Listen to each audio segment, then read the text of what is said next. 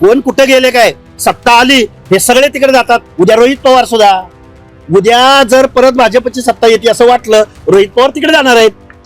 हे तुमचे शिवसेनेचे जे काही उद्धव साहेब ठाकरेंचे जे काही आमदार म्हणून अंबादास दानवे निवडून आले, हे सुद्धा उद्या तिकडे असणार आहेत. मी लिहून देतो ना आज बॉन्ड पेपरवर. अरे ह्या लोकांना फक्त राजकारण कळतं, पैसा कळतो, लोकशाहीचा बाजार मानला या लोकांनी. हे बघा, यामध्ये काही मी एक आंदोलक आहे, कार्यकर्ता आहे. एका तरुणाची हत्या झाली. या हत्या झाली, त्याच्या नातेवाईकांना न्याय भेटला पाहिजे. एक होतकरू तरुण, त्याची हत्या होणं हे खूप चुकीच्या पद्धतीचं आहे आणि तेवढी माझी भूमिका आहे. त्यामुळे बजरंग सोनवणे यांच्या मुलाचा सहभाग आहे का नाही हे हा पोलीस इन्व्हेस्टिगेशनचा भाग आहे. त्यामुळे पोलिसांनी त्यांची जबाबदारी योग्य रीतीनं पार पाडावी. कोण खासदार पुत्र आहे किंवा कोणाचा राजकीय इन्फ्लुएन्स आहे म्हणून त्यांना एक्सक्यूज करत असेल तर मला वाटतं ही अन्यायाची गोष्ट आहे. पण तुम्ही म्हणाला पोलीस दबावाखाली काम करतात, कुणाचा दबाव आहे? म्हणजे एकीकडं मनोज जरांगे म्हणतात धनंजय मुंडेंचा दबाव आहे, तुमचं नेमकं कुणाकडे रोख आहे या सगळ्यामध्ये? का खासदार पुत्राचा दबाव आहे, खासदारांचा दबाव? हे बघा, त्या मृतदेहाची 4 ते 5 दिवस मृतदेह ताटकळत राहावा लागला. म्हणजे मृत्यूनंतर त्या मृत्यूदेहाबरोबरही इथल्या व्यवस्थेनं, पोलीस प्रशासनानं विटंबना केली म्हणून आम्हाला तिथं जावं लागलं. मग पोलीस खरंच कुणाच्या दबावाखाली काम करताय का हा प्रश्न पडलायच ना आमच्या समोर. कारण इतरांना वेगळा न्याय आणि त्यांना वेगळा न्याय असं जर होत असेल तर मला वाटतं हे चुकीचं आहे. अशा प्रकारे दबाव कुणाचा आहे? कुण्या राजकीय व्यक्तीचा दबाव आहे, कुण्या राजकीय लोकांचा दबाव? हा इन्व्हेस्टिगेशनचा भाग आहे. मी म्हणतोय ना, मी दबाव आहे पहिल्यापासून म्हणतो ना, तिथले आमदार खासदार या लोकांचा दबाव आहे तिथल्या पोलिसांवर.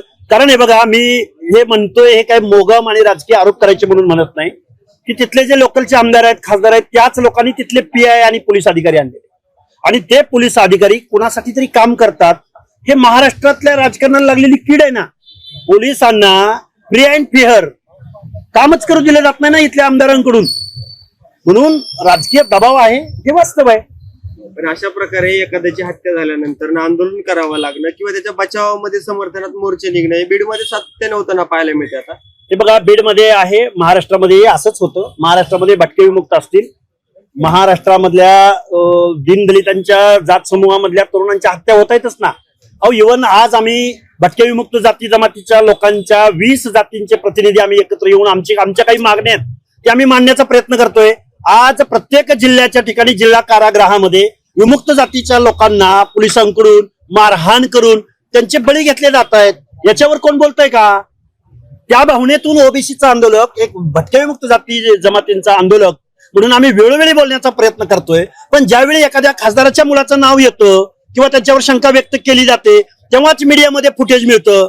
पण रोज प्रत्येक जिल्हा कारागृहामध्ये पोलिसांच्या मारहाणीमध्ये कितीतरी विमुक्त जाती जमातीच्या तरुणांचे बळी गेलेले आहेत. आबा बरोबर आहे का चुकीचं आहे? अरुण आबा जाधव माझ्या बरोबर उपस्थित आहेत, विमुक्तांचं काम करतात ते.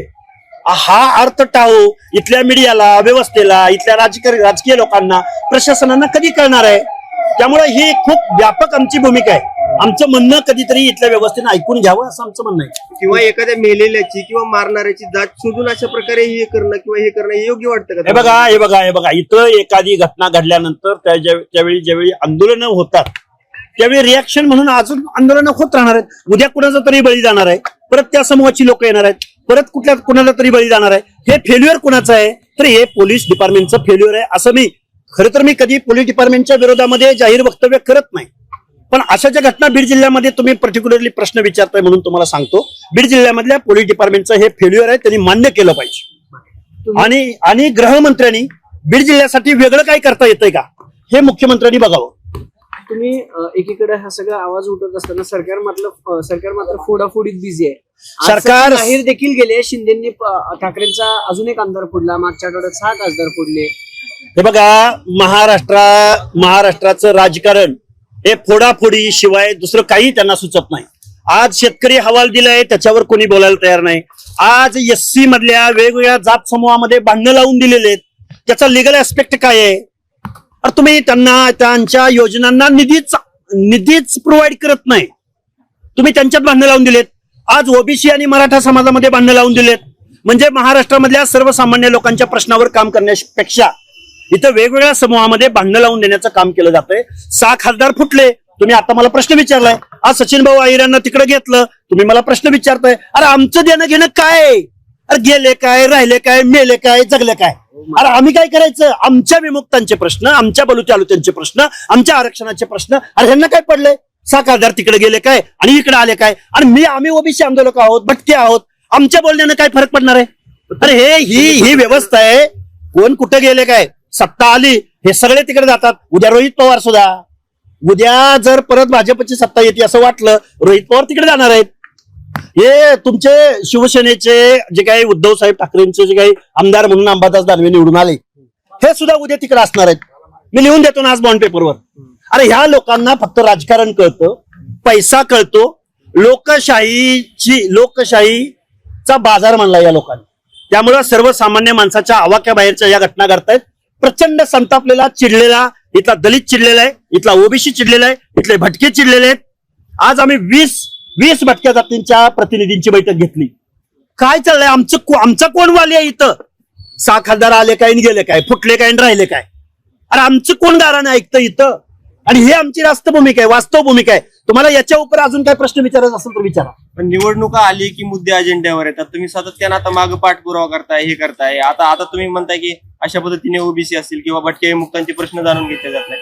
वारंवार तेच परत मग तोच पाडा वाटला जातोय ना. तोच पाडा वाचला जातोय. निवडणुका आल्या की ओबीसी दिसतात, निवडणुका आल्या की दीनदलित दिसतात, निवडणुका आल्या की SC ST दिसतात, निवडणुका गेल्या पैसे दिसतात, निवडणुका गेल्या की खासदारांचा बाजार मानला जातो, निवडणुका गेल्या आमदारांचा बाजार. आता विरोधी पक्ष उरलाय का महाराष्ट्रात?